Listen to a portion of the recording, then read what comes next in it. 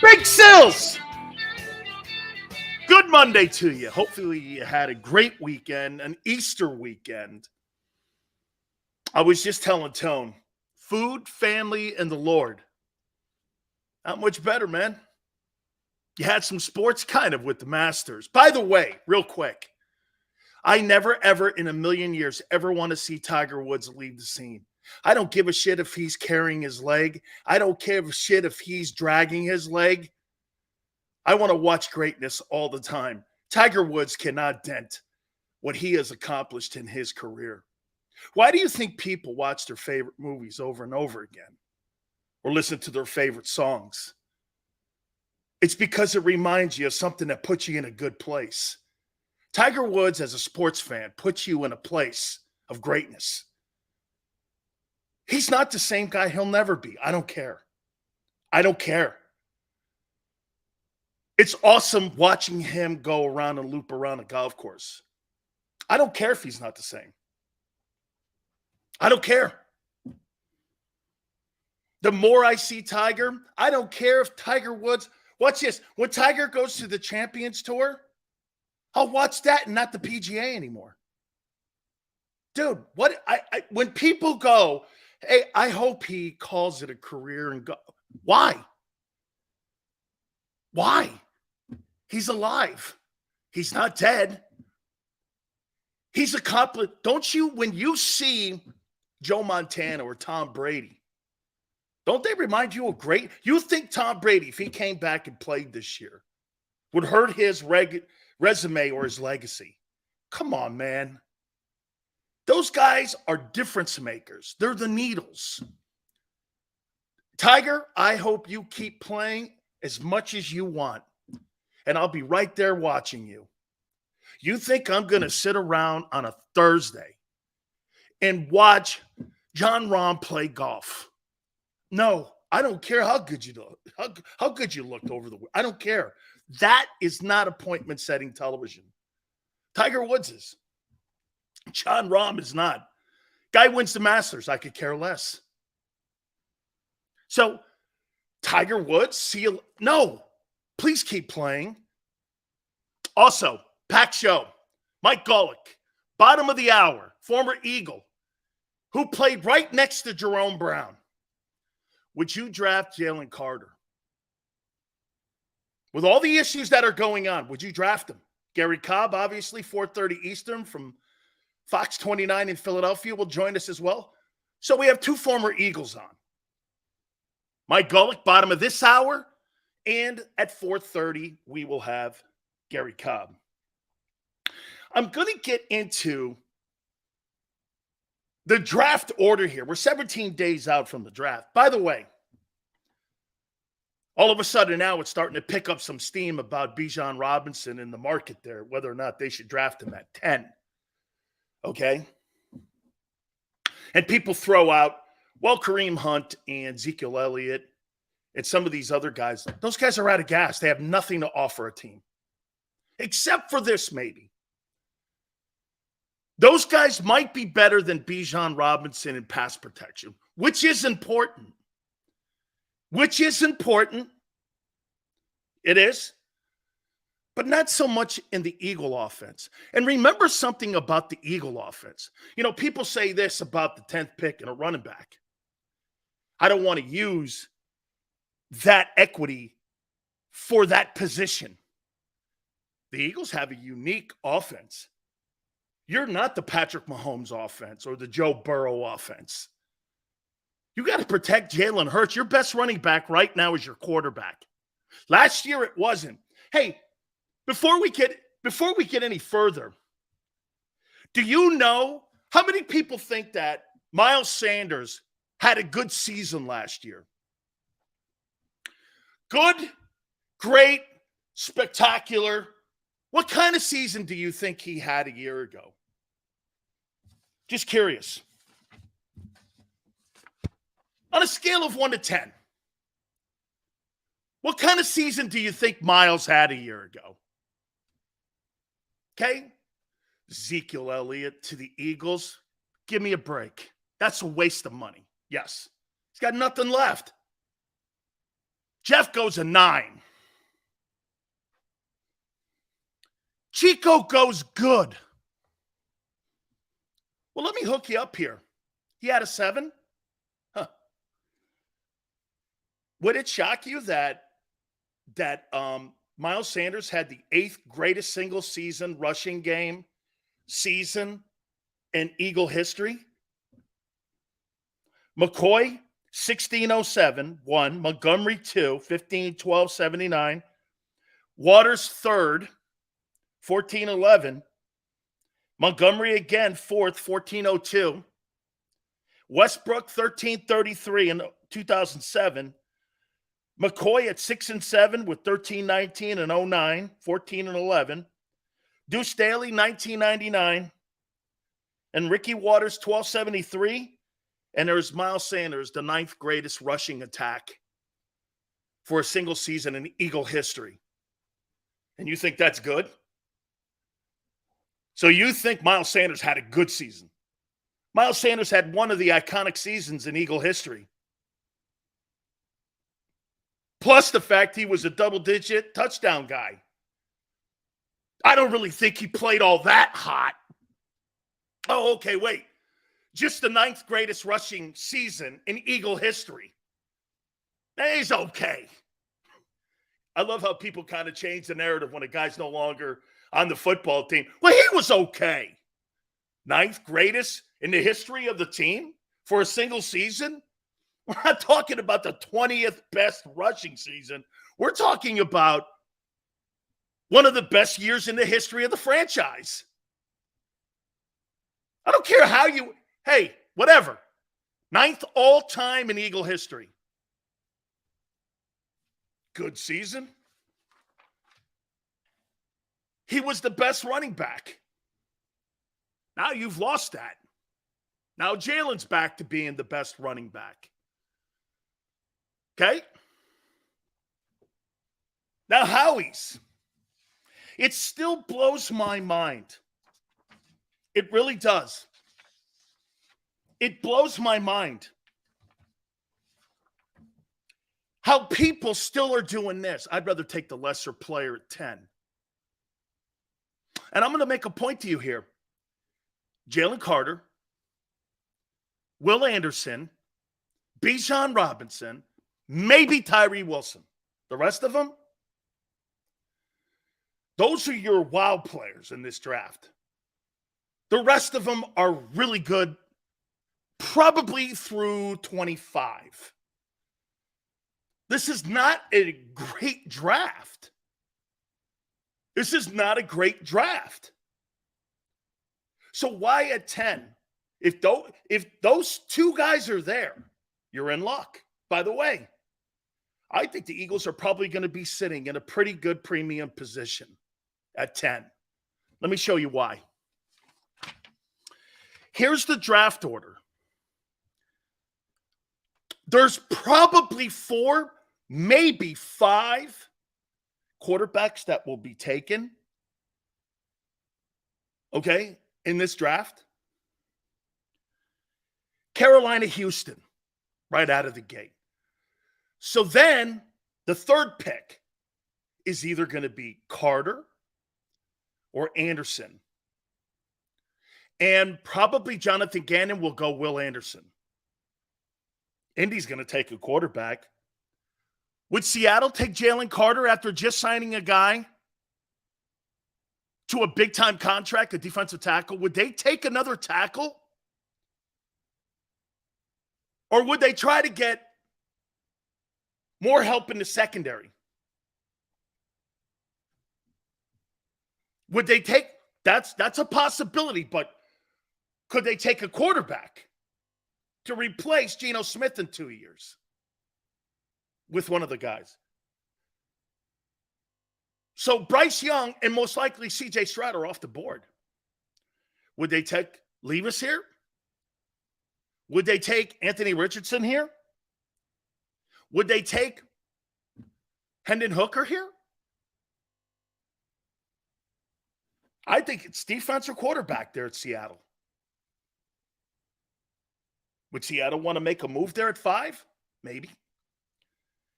Detroit. Could they take Jalen Carter? Yeah. But they need secondary help. Big time. They need corner help. Gonzalez or quarterback. Vegas, quarterback. Atlanta, quarterback. Defense is terrible. Could Jalen Carter go there? Would you move up from 10 to 8? Boy, I would if Carter's there. Wouldn't cost you the 30th either. Wouldn't cost you a 30th. It might cost you a second and a third and the 10th pick to move up to 8 to Atlanta. Now we're starting to talk about reasonable things. Chicago's got to take an O-lineman. There's still 2 quarterbacks on the board. Does Howie either trade the pick, take Carter? What does he do here? Trade down to get an O-lineman? I think Howie Roseman sitting at 10. I think he's in a great spot. Maybe the best spot outside of the top pick in the draft. Well, you know why? Because the Eagles have a great team. Look at all those teams in the top 10. Only one was a playoff team. Seattle. The rest of them sucked. And the reason that Seattle's in a really great... Now, I would say this. The 3 best positions have to be 5, 1, and 10 in the first round and the first 10 picks. The first pick, the 5th pick, and the 10th pick. Okay? First pick, obviously. You get the pick of the litter. The 5th pick, you're going to get a defender. You're going to get a defender or one of the quarterbacks. 5th pick's a great pick. 10th pick, my God, with all these quarterbacks that are flying up these charts, man, Howie's got to be looking at it like this. Well, if my guy falls to where I think, and you got Bijan Robinson there, and you've got Jalen Carter there, and you've got a quarterback there, what do you do if you're Howie? If you've got one of the quarterbacks, say Anthony Richardson's there, Anthony Richardson at 10, Jalen Carter, and Will Anderson. I'm not suggesting the Eagles are going to take a quarterback. I'm saying those 3 players across the board could be there for a team to go up to Howie and go, I'll give you another 1 for next year, and I'll give you a 2, 3, 2 2s and a 3 this year to take that spot. I'd do it, wouldn't you? And you got the 30th pick still. And maybe what you do then is you move up from 30 to get an edge rusher. And somewhere in someone that kind of falls more in line with you. Make sense? Kind of falls more in line with you. Howie's sitting in a great spot. He is sitting in a great spot. And what's helping this out is the quarterbacks. By the way, please, I want someone to do this. Stop with this. Well, you know what? I'd rather, why would I not want a veteran running back? The veteran running backs that are out there in the open market right now are dog shit. Their own teams don't want them. Okay? Their own team. A running back? That's out of gas. Did you see what Cleveland said? Cleveland over the weekend said they think Kareem Hunt doesn't have the same speed he had when he got here. They think he's lost a step. What in the world would I want to have that guy on my ball team when I can go get B.J. Robinson on a rookie contract? By the way, there's no other player in the NFL draft that could help the Eagles more than Robinson. Is there? Name me one guy in the draft that could help Jalen Hurts out in 2023 more. One guy. One guy. Name me one guy offensively. Nobody. All the players that are going to be drafted, not one guy in this draft will help him more except for that running back from Texas. And guess what people in Philly are saying? I don't want to waste the 10th pick. Waste? You've got a history of wasting first picks. They would rather draft Jalen Reagor and then turn around and go, I don't want to do Bijan Robinson, even though he's the fifth player evaluated in the draft. Imagine the asinine, ass-backwards thought process on that. And in a position that they're not very good at drafting, wide receivers.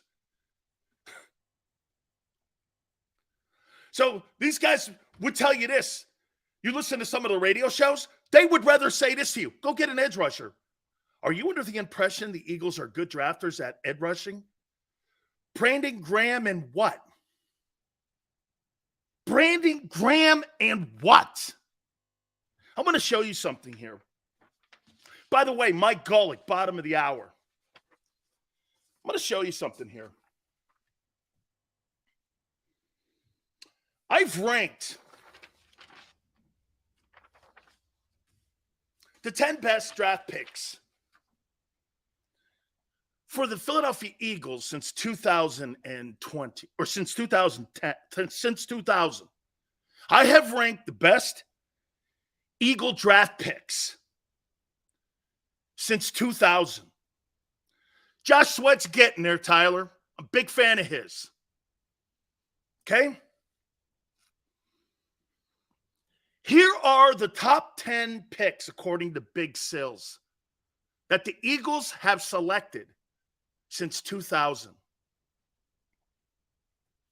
Let's go from 10 up. I got Devontae Smith here. First rounder, wide receiver, Alabama.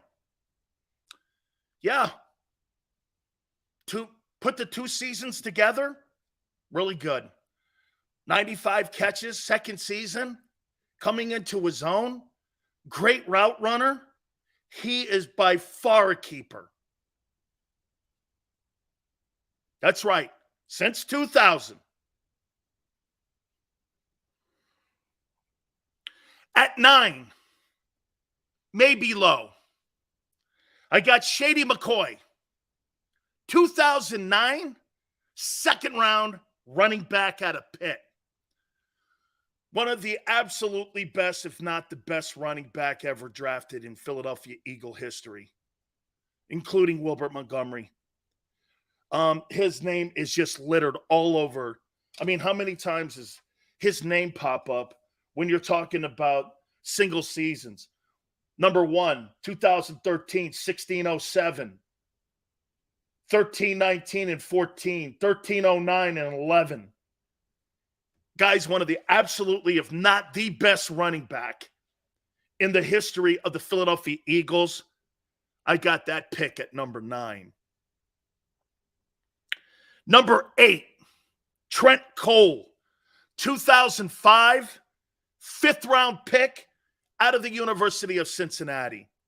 The production that you got out of the 5th rounder, and for what he did and the Pro Bowl and all that, what a quality pick the Eagles got with Trent Cole. Trent Cole, 8. 5th rounder, defensive end, Cincinnati. Number 7, Deshaun Jackson. 2008, a 2nd rounder, wide receiver, University of Missouri. Probably next to Tyreek Hill, the greatest deep threats in NFL history. Hill's a little better, but also D-Jax, which could put him maybe over Tyreek Hill, whatever your flavor is that he's a special teams demon. Okay? A special teams demon. Did he go to Cal? Is D-Jax a Cal guy? Not Missouri? Okay, I thought he's a Cal guy. Is he? He's a Cal guy, isn't he? Right? I don't know why I thought Missouri. I wrote that down off the top of my head. He's a Cal guy, right? So I got Devontae at 10. I got LaShawn McCoy at 9. Trent Cole at 8. That's right, Macklin went to Missouri. Deshaun Jackson, Cal, at 7. Here's number 6, Lito Shepherd, 2002. First-round pick, DB, University of Florida. Absolutely fabulous football player. One of the very few times they got a pick right in the secondary. Number 5, it took a little bit for this dude to get going in his career in Philadelphia. What I'm doing here, I'm giving you the Big Sil's best draft pick since 2000.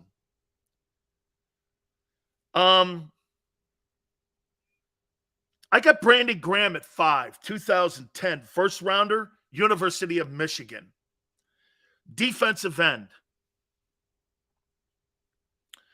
Number 4, Fletcher Cox, 2012, first rounder, DT, Mississippi State. I would make this comment to you about Fletcher Cox. In the Super Bowl era, Reggie, Jerome, him, Corey Simon,